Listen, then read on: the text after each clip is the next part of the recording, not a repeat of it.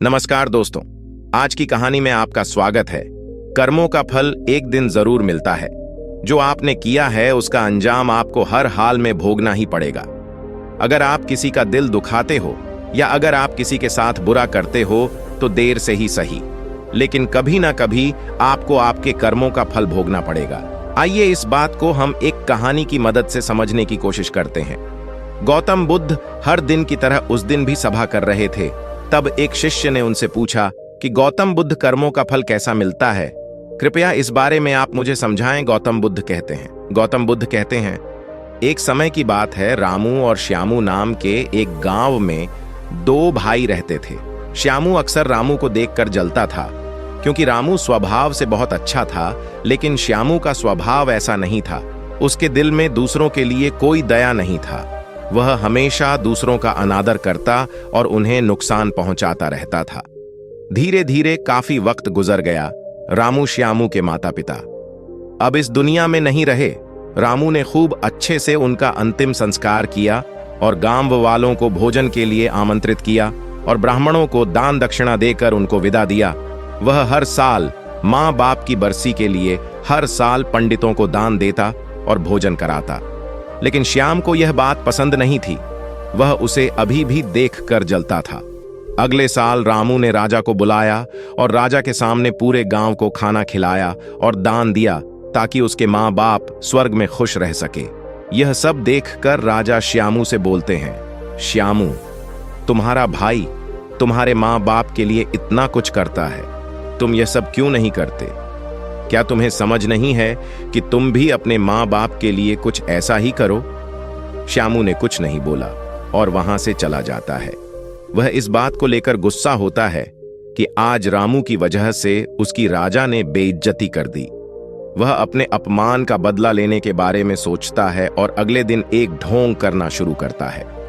नगर के सामने जोर जोर से चीखने लगता है, मेरे माँ बाप मेरे सपने में आए थे, वह स्वर्ग में खुश नहीं है।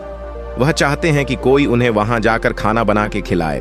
वह तभी खुश रहेंगे, उन्होंने मुझे सपने में कहा था कि रामू को मेरे पास भेज दो, वो उनकी बहुत सेवा करता है, वह इसके साथ बहुत खुश रहेंगे। राजा कहते हैं, यह तो अच्छी बात है, लेकिन इसके लिए तो रामू को मरना पड़ेगा।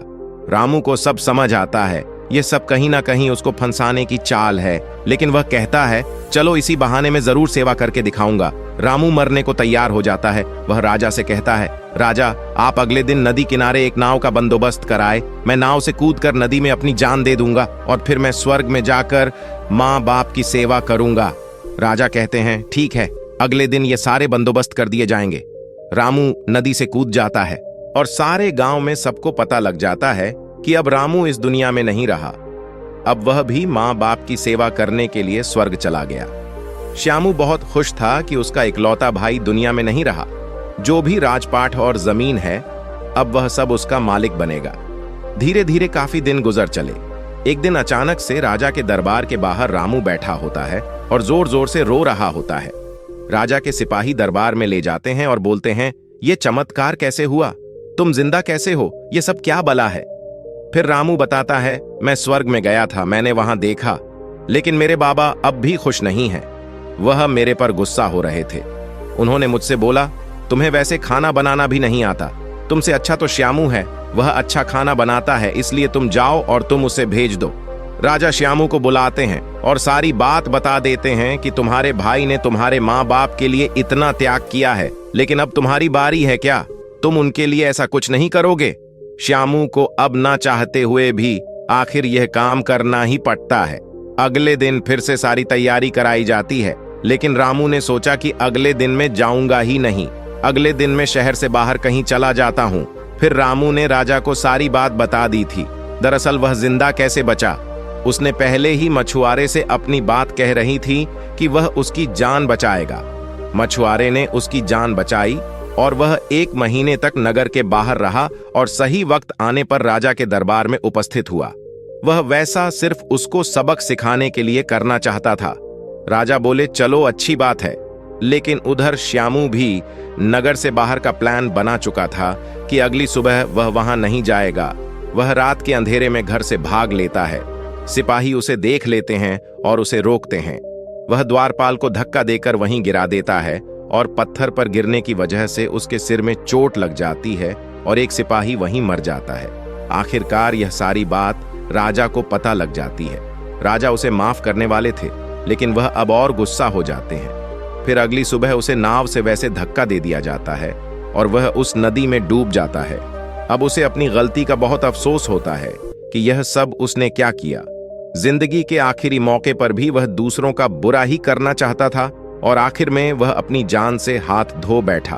तब गौतम बुद्ध समझाते हैं, कर्मों का फल ऐसा ही होता है। बुरे इंसान को आखिरी वक्त तक सही और गलत की पहचान नहीं होती।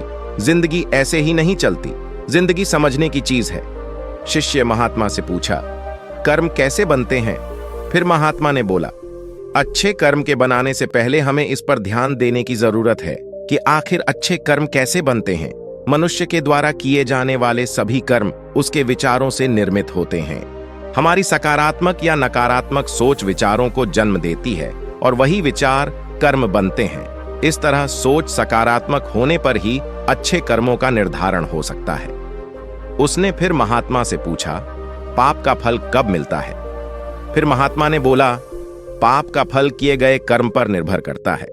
यदि आपके द्वारा किए गए कार्य बुरे हैं और वह अच्छे कर्मों की तुलना में अधिक है, तो इसका फल आपको अगले जन्म में भोगना पड़ेगा।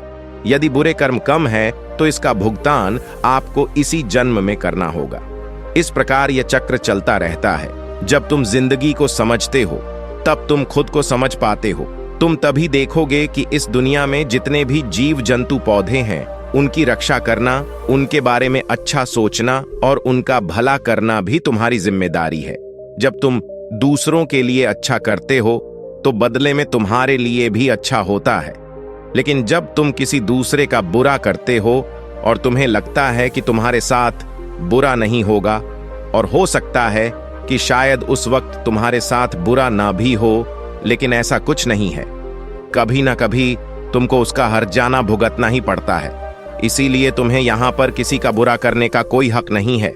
तुम्हें यहां पर किसी के साथ गलत व्यवहार करने का कोई हक नहीं है, क्योंकि कर्मों का फल कभी ना कभी मिलता ही है। बाकी अगर ये कहानी आपको अच्छी लगी हो, तो इस वीडियो को लाइक करें और ऐसी और कहानी सुनने के लिए हमारे चैनल को जरूर सब्सक्राइब करें।